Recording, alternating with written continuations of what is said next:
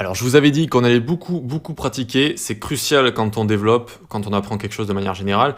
Et ici, donc, on va faire plein de petits exercices de petites créations, d'animations, de création d'interfaces. Voilà, qui est vraiment un côté visuel et fun pour qu'on puisse mettre en pratique tout ce qu'on a appris. Et on va faire cet effet clignotant sympa, où on va avoir, comme ça on imagine, une page d'attente ou une petite animation d'attente quand on va charger un élément, quand on va charger un site, etc. Alors, quand on va charger le site, ça on le fera plus tard en JavaScript, pour vraiment afficher ça quand le site charge, ou quand une photo charge, ou quand on est en train de télécharger je ne sais quoi, un film ou je ne sais quoi. Et sinon, là, ce qu'on va faire, c'est la partie vraiment, comment dire, c'est aussi du front quand on va utiliser le JavaScript, mais là, on va faire une animation CSS. Tout ça, c'est une animation CSS, tout simplement, d'accord? On va faire vraiment clignoter les lettres une par une. Eh bien, c'est parti, on peut commencer tout ça. Moi, j'ai le cours qui est à côté ici. On va se reprendre mon VS Code. Il est où? Il est là, tac, tac. Et on commence à aller dans l'index HTML ici. Alors, je regrossis pour que vous y voyez bien, et on va pouvoir démarrer tout ça. Donc ici, on se fait une liste, et à l'intérieur, en fait, ce sera une liste avec juste les lettres pour patienter. Donc on se fait un LI ici, et on peut même faire LI x 9, pour se créer à chaque fois donc les 9 lettres. Et on y va à la main, patienter, tac, on va s'écrire les lettres une par une, comme ça, dans notre liste. Patienter, hop, hop, et hop. C'est tout pour notre HTML, regardez, ça nous donne ceci, une liste ici, donc avec juste les lettres qui sont juste là, très bien. On va pouvoir retourner à notre code et on va directement dans notre style CSS. On peut tout enlever sauf en haut le démarrage avec le box sizing, etc. Vous connaissez maintenant. Et on y va pour le body. On lui met un background ici, hashtag 222.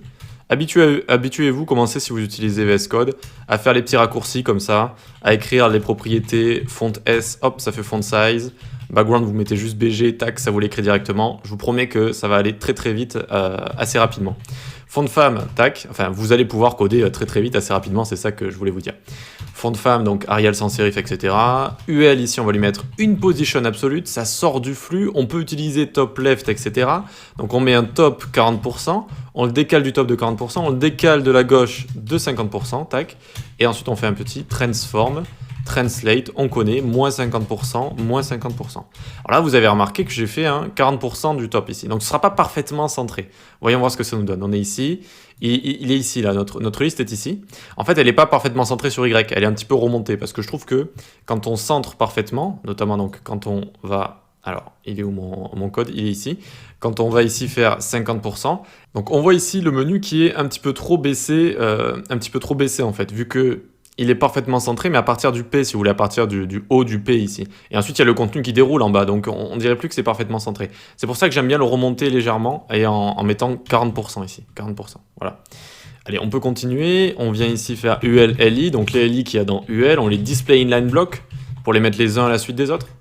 On les liste style, type, none, vous savez, ça a des petits... des petits ronds à côté des listes, hop, on les enlève comme ça, on met une color qu'on va mettre 48, 48, 48 comme ça, 48, 48, 48, très bien, font size de 90 pixels, letter spacing, un écartement des lettres de 15 pixels entre chaque lettre, pour pouvoir avoir un bon effet néon, on imagine, avec voilà, un petit panneau de néon, et ensuite on fait notre animation qu'on va appeler flash. Toujours bien de mettre un nom qui veut dire quelque chose à vos animations, par exemple ici si je l'avais appelé F1 pour flash 1, ça aurait été un petit peu bof. Soyez toujours explicite. Ça va durer 1,4 secondes. De manière comment? Linéaire, vous savez, easy in out, etc. Eh bien, vous avez également linéaire, c'est-à-dire que ça va se faire sans changement, sans easy in out, etc. Donc on met linéaire, ça se fait de manière linéaire. Et à l'infini, parce qu'on a envie que notre néon il clignote à l'infini. Très bien. Donc voyons voir ce que ça donne déjà, ce qu'on a ici. Eh bien, on a nos lettres ici, très bien. Et alors, je vous le fais pas voir sur le côté, parce que regardez, si on le met sur le côté, ça commence à faire ce genre de choses. Je vous montrerai à la fin comment gérer ça. Donc très bien, on a nos lettres ici, comme à l'exemple qu'on a là. Très bien, on a tout placé, display inline block pour les mettre les uns à la suite des autres. Voilà, très bien. Et bien on peut commencer à créer notre animation, notre keyframes. Donc on vient là, tac, tac, faire keyframes, keyframes. On l'a appelé comment? Flash, surtout pas faire d'erreur. Excusez-moi, à force de parler. Donc keyframe flash, pardon, tac, 0%. On le fait démarrer à la color, donc 48, 48, 48. On répète en fait les propriétés qu'il y a ici, hein, on répète tout. Donc on le fait démarrer à color et à text shadow none. Text shadow none. De base, on ne met pas de text shadow. Text shadow qui permet d'avoir des ombres, vous savez, box shadow, text shadow sur le texte. Ensuite, à 90%, eh bien, on veut exactement la même chose, en fait.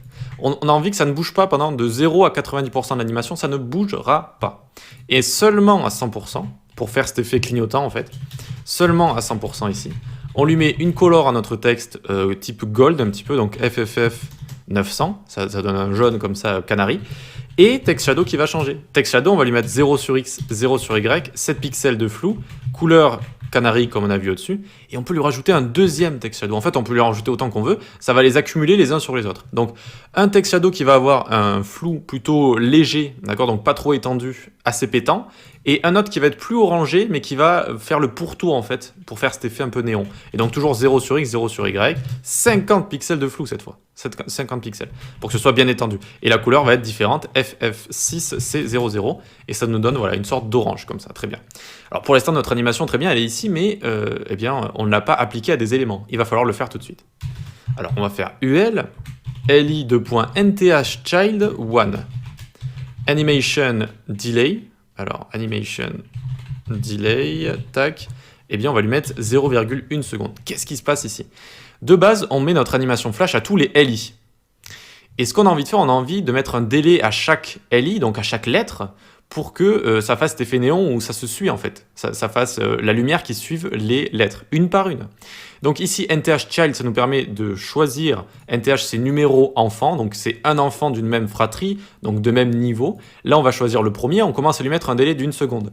Et on va incrémenter pour chaque élément, c'est-à-dire le second aura un délai de 2 secondes, et donc d'abord lui va s'allumer, puis ensuite lui, etc. etc. Donc vous l'aurez compris, c'est pas très fun, mais il va falloir dupliquer, donc Maj Alt flèche du bas, voilà, on duplique pas mal de fois, en tout 9 fois, et ici donc on n'a plus qu'à faire 3, 3, et donc ça correspond à chaque fois, hein, vous aurez compris, par exemple ici 4, 4, ça se fait assez rapidement, en vrai c'est pas le truc le plus embêtant que j'ai fait, que j'ai recopié de ma vie. Vous avez 6, 6, et on va jusqu'à 9, hein, on va jusqu'à 9, donc ici ça va être 7, 7, vous verrez que quand on utilisera des préprocesseurs CSS, notamment on pourra faire des petits raccourcis qui vont créer du code d'un coup en fait. Qui crée beaucoup de code d'un coup et donc on n'a pas besoin de faire tout ça à la main. Mais ici c'est très bien, tac, 9 ça suffit, hop, c'est terminé. On a mis un delay donc voilà, chaque lettre va s'allumer mais les unes à la suite des autres. Voyons voir si ça fonctionne.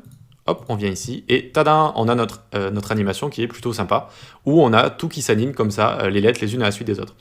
Et on voit qu'il y a une couleur jaune aux lettres et il y a cette sorte d'effet néon. Alors comment on pourrait mieux le voir? Il faudrait le mettre tout le temps en place.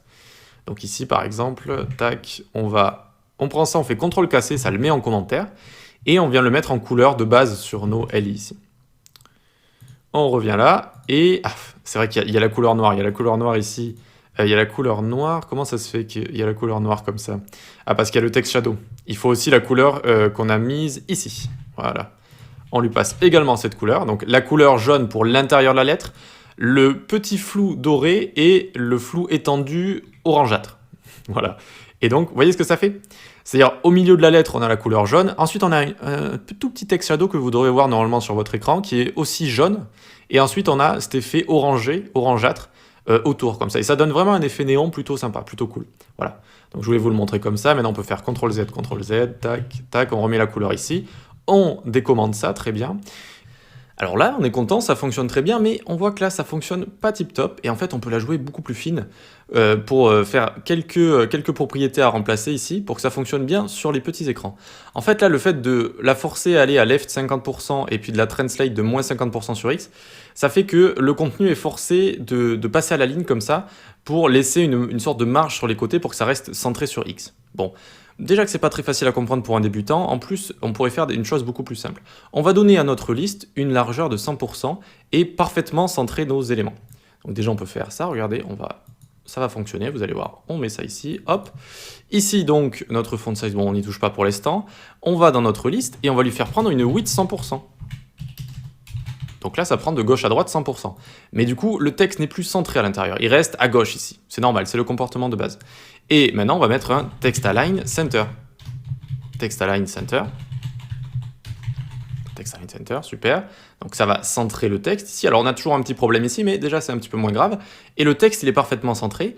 Et maintenant, notre liste, en fait, n'a plus besoin d'être centrée par left 50% et notre translate ici, elle n'en a plus besoin. Et en fait, elle n'a même plus besoin du translate ici. On va juste la pousser de 40% du top ou même de 30% si on veut la remonter légèrement. Hop.